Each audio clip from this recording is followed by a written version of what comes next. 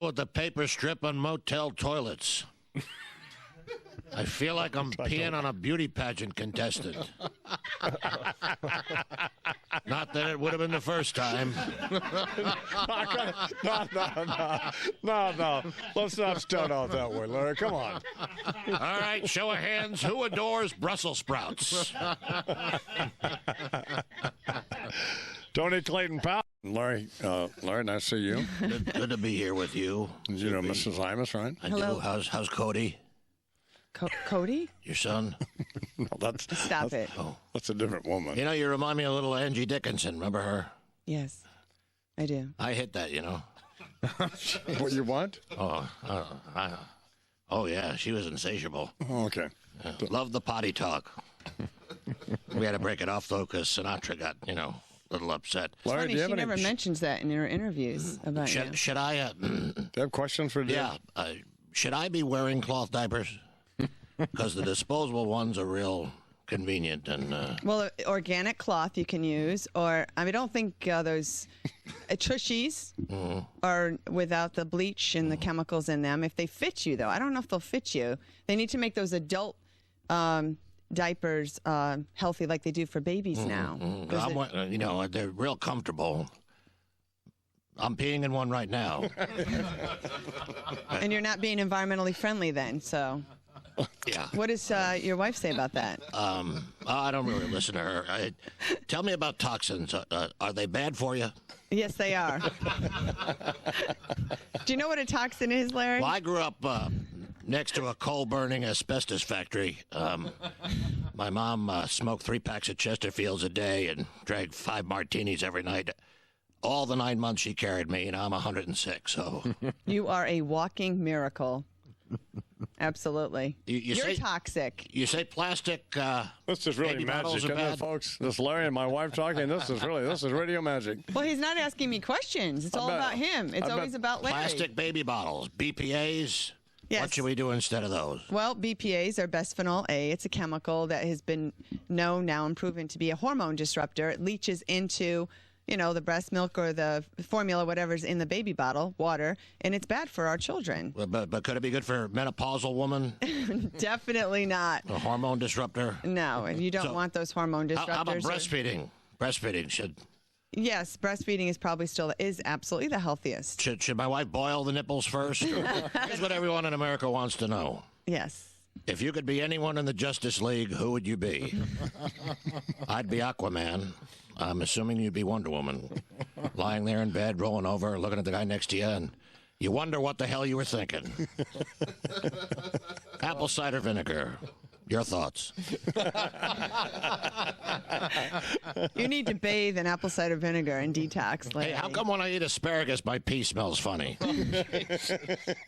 Here's an email question from Jane in Mukwanago, Wisconsin. Is there a green way to kill your husband? Poop Creek, Oregon. Ever knocked the bottom out of that one? She may have been a little hefty, but boy, was that gal ever limber.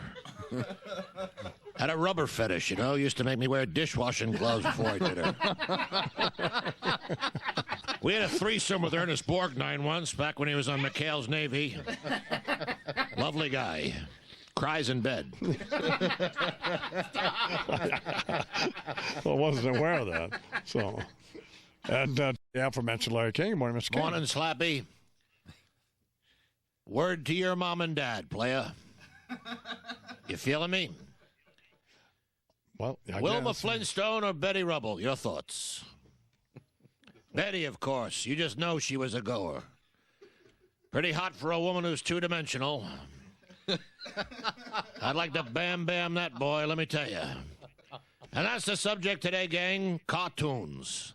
Not the Bugs Bunny, Daffy Duck kind, where a mouse sticks a firecracker up a cat's keister and hilarity ensues. I'm talking about the funny papers. I find that no matter how bad the day goes, once I check in on the hijinks of that rascal Marmaduke, the world seems a much brighter place. I mean, a Great Dane who thinks he's part of the family and doesn't know how big he is? Genius. He tries to hide by sticking his head under the television set. He thinks they can't see him. Not a fan of the Nancy and Sluggo, though. Never got that. Are they supposed to be mongoloid? But I'm talking about the political cartoons you usually see in the op-ed pages. There's been a lot of controversy over the one on the cover of the New Yorker magazine, with the Obamas looking like they're going trick-or-treating as Angela Davis and Gandhi's evil twin. There was so much fuss over it, I thought Jesse Jackson must have drawn it. You know, gang, there's a lot more important issues to be concerned with than some trumped-up carnival caricature. You know, the ones you get on vacation. Gee, what can I do to remind me of our trip to the Grand Canyon?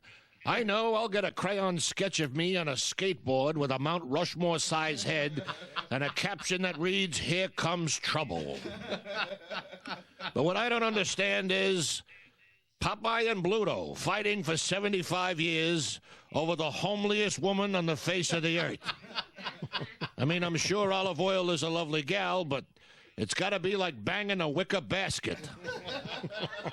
I'd like to see Popeye and Bluto on Maury Povich just so we can finally find out who Sweet Pea's baby daddy really is. Personally, I think Wimpy's got some splaining to do. I'm telling you, that's a player right there. I'd gladly pay you Tuesday for some punani today. Monkey's Eyebrow, Arizona. What's on your mind? Larry. You're falling into a trance. Please welcome now to the program, Larry King. Good morning, Larry. You know, friendship is like peeing your pants. Everyone can see it, but only you can feel its true warmth. The pageantry, the splendor, the joy that is sitting at home at 3 o'clock in the morning watching synchronized swimming. The Summer Olympics are in full swing, gang, and you know, I gotta say, some of the events escape me. Water polo, for example. I don't know why Peter isn't up in arms. You never see those horses come up for air once. But what caught my eye during this particular Olympic endeavor was that officials have had to call into question the sexual identity of some of the Russian women competitors. Now, just because some of them resemble Ernest Borgnine before a bikini wax doesn't exactly mean they're men. Seems to me it's pretty straightforward. If Svetlana has a schmeckle, she's a guy. But apparently, some of them are testing positive for the Y chromosome without possessing outboard equipment. Leave it to the Ruskies to figure out a way to make a female comrade go from wearing a potato sack and a babushka to reading her bar mitzvah Haftorah. Today, I am a man. Wish that kind of procedure was available years ago when I was in the Navy. If I had a nickel for every barnacle Betty I picked up at a waterfront bar with an Adam's apple and a purple-headed custard chucker taped up behind his Khyber Pass, well, I'd have a whole damn lot of nickels.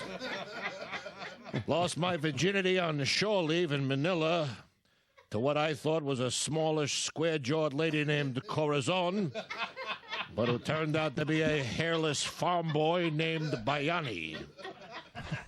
I believed him when he told me the extra appendage in his pantyhose was an underdeveloped twin. But such is young love. He eventually broke it off. Quite literally, in fact, slammed it in the back door of a '69 Dodge Dot. But we've stayed friends over the years. I still get cards from him at Christmas. Runs a bed and breakfast in Fresno now, but I digress. With the Olympics, it's all about the science of athletic advantage. If some ergonomically designed swimsuit can shave 1/1000th of a second off the freestyle relay time, it's worth it. Just ask those snail-sucking winos from the French team. Hey, Jean-Claude, embrassez mon année. Suck it, Froggy.